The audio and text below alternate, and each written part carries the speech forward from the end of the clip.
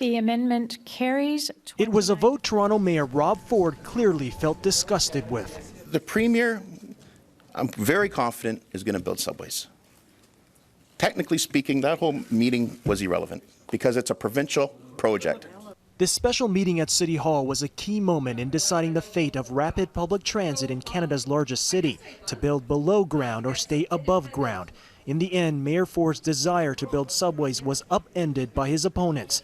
Councillors voted 25-18 in favor of TTC Chair Karen Stintz's light rail transit plan, building lines on Eglinton and Finch West.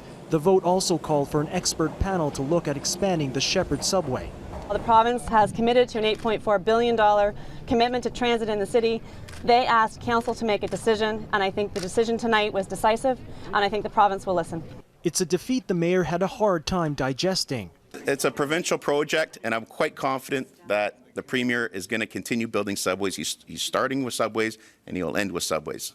Mayor Ford's defiance against City Council brushed many the wrong way. No meeting of council is irrelevant. Just because you agree or disagree with a ruling of council. What you show is that you don't have a clear grasp of how City Council works. Meanwhile, the province didn't waste time responding to Council's decision. Bob Chiarelli, Minister of Transportation, released a statement saying, "As a former regional chair and mayor, I have always respected the will of Council as a whole to come to a position regarding public transit priorities. Now that Council has endorsed the position, we have asked Metrolinx to consider the impacts on current transit planning and report back to us as quickly as possible." For some councillors, though, the subway battle still isn't over.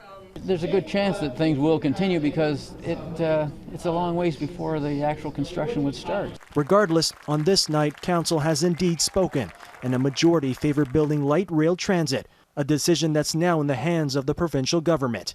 David Shum, Global News.